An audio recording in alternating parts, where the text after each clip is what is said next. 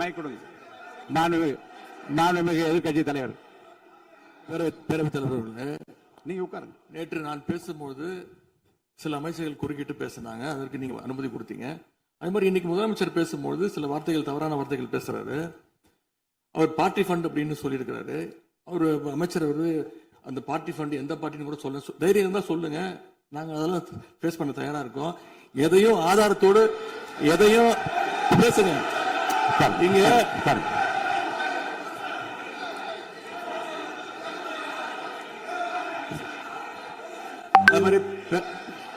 பேரவைத் தலைவர் அவர்களே, நேற்று நான் பேசி முடிஞ்சோடனே நீங்க அவை முடிஞ்சிருச்சுன்னு சொல்லிட்டீங்க.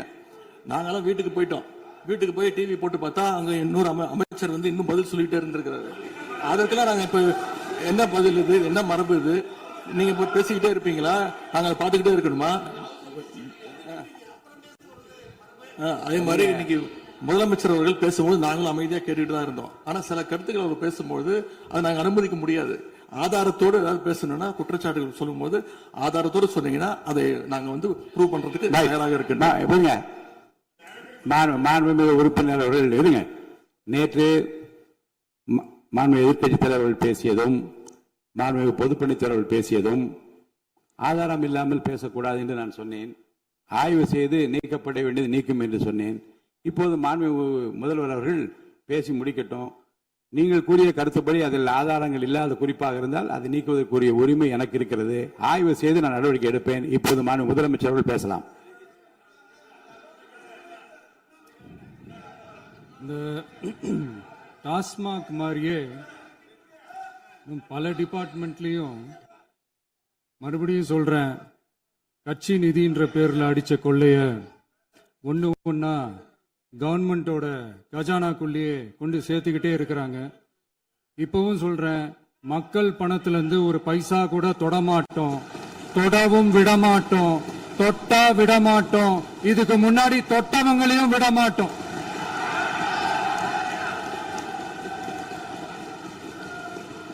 ஒவ்வொரு ஊழலா வெளியில வரும் போலே,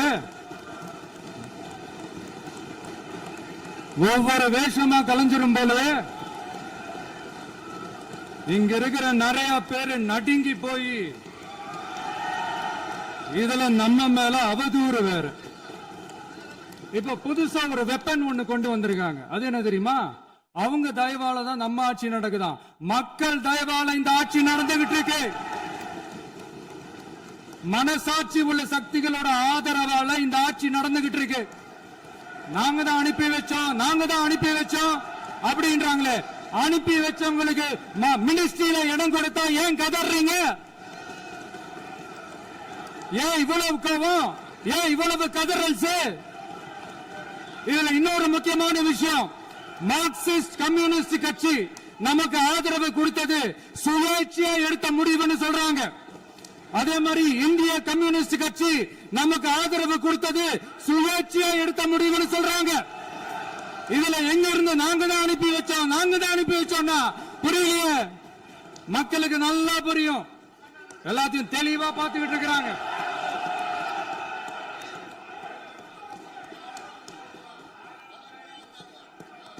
முதலமைச்சர் கண்டினியூ பண்ணலாம். முதலமைச்சர்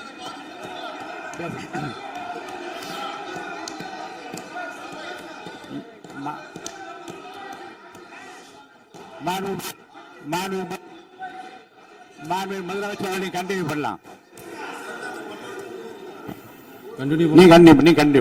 நீ கண்டினியூ பண்ணலாம்.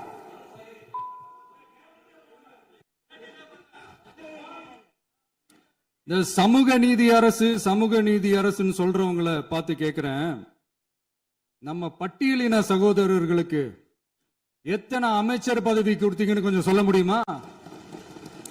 ஆனா நம்மளுடைய அரசுல 8 அமைச்சர் பதவிகள் யாருக்கு? நம்ம பட்டியலின சகோதரர்களுக்கு.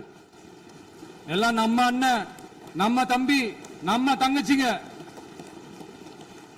அண்ணல் அம்பேத்கர் அவர்களுடைய கிட்டத்தட்ட 100 ஆண்டு கால கனவு இப்ப நிறைவேறி இருக்கு. நான் ஏன் கொஞ்சம் சவுண்டா பேசுறேன் அப்படின்னா அவங்களுக்கு கேட்கணுன்றதுக்காக தப்பா எடுத்துக்காது.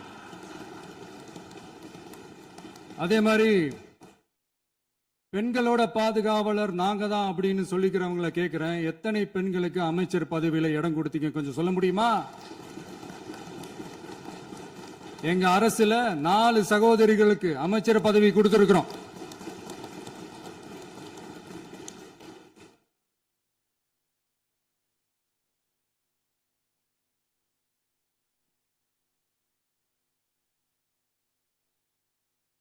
அதனால மக்களால் நிராகரிக்கப்பட்டு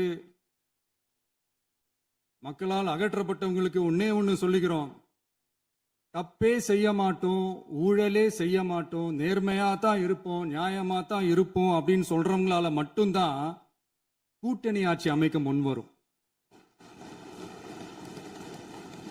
ஆட்சியிலையும் பங்கு அதிகாரத்திலையும் பங்கு கொடுக்க முன்வரும். ஊழல்லையே ஊறி போனவங்களால இந்த கூட்டணி ஆட்சியோ ஆட்சியிலையும் பங்கோ அதிகாரத்திலையும் பங்கு கொடுக்க முன்வராது. மெஜாரிட்டி இருந்தாலும் தரமாட்டாங்க, மெஜாரிட்டி இல்லைனாலும் தரமாட்டாங்க. கேட்டா ரெடிமேடா ஒரு பதில் ஒண்ணு வச்சிருப்பாங்க, கூட்டணி ஆட்சியை மக்கள் விரும்ப மாட்டாங்கன்னு. அதே மக்கள் தான் இப்ப அவங்கள பார்த்து சிரிக்கிறாங்க. நான் பதவி ஏத்த அன்னைக்கு கொஞ்சம் டைம் அவகாசம் கேட்டேன். எதுக்கு கேட்டேன்? நிதி நிலைமைலாம் கொஞ்சம் மோசமா இருக்குது, அதெல்லாம் கொஞ்சம் சரி செஞ்சுக்கிட்டே படிப்படியா கொஞ்சம் கொஞ்சமா நான் கொடுத்த வாக்குறுதிகள்லாம் செயல்படுத்துவேன், அதுக்காக கொஞ்சம் டைம் அவகாசம் கேட்டேன்.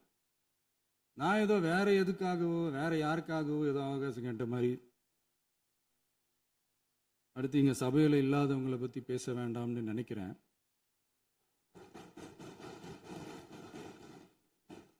இங்க நம்மளை பத்தி அவதூறு பரப்புறதோட மட்டும் இல்லாம இப்ப நம்ம மக்கள் மேலேயும் அவதூறு பரப்ப ஆரம்பிச்சிட்டாங்க. மக்கள் நமக்கு ஓட்டு போட்டது தப்பான், குடும்பம் குடும்பமா நமக்கு ஆதரிச்சது தப்பான். இது இப்ப இல்ல, நான் சொல்றது எம்ஜிஆர் அவர்கள் காலத்திலிருந்தே. அப்பவே அவர் ஜெயிச்சப்போ அதே மக்களை தப்பு தப்பா பேசுறது. மக்கள் என்ன பண்ணிட்டாங்க, எம்ஜிஆர் என்ன பண்ணிட்டாரு, எம்ஜிஆர் என்ன இது பண்ணிட்டாரு. 50 வருஷமா ஒரே டெக்னிக்கா.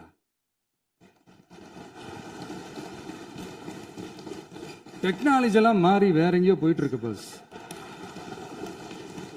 இதுல கொஞ்சம் டெக்னிக்காச்சும் கொஞ்சம் மாத்தினா கொஞ்சம் நல்லா இருக்கும்.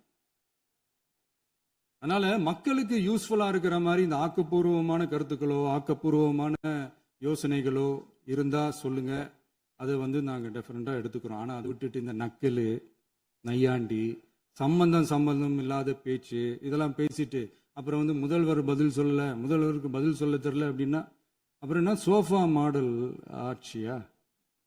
அது என்னன்னு புரியறதுக்கு எனக்கு ரொம்ப நாள் ஆச்சு.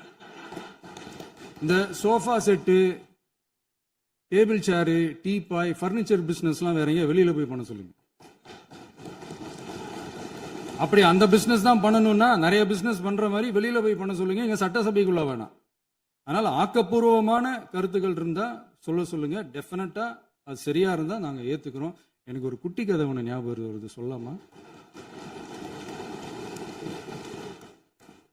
ஒரு ஊர்ல ஒரு பெரியவர் வெயில் ரொம்ப ஜாஸ்தியா இருக்குன்னு சொல்லிட்டு கண்ணுக்கு மேல கை வச்சுக்கிட்டு இப்படி சுத்தி முத்தி தேடிக்கிட்டு இருந்தாராம்.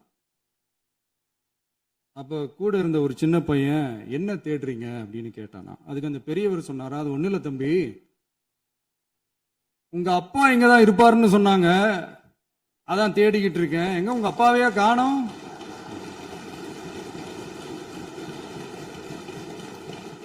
இல்ல அந்த எங்களுக்கும் நக்கலா நையாண்டியா சம்பந்தம் இல்லாத குட்டி கதை இதெல்லாம் எங்களுக்கும் பேச தெரியும்.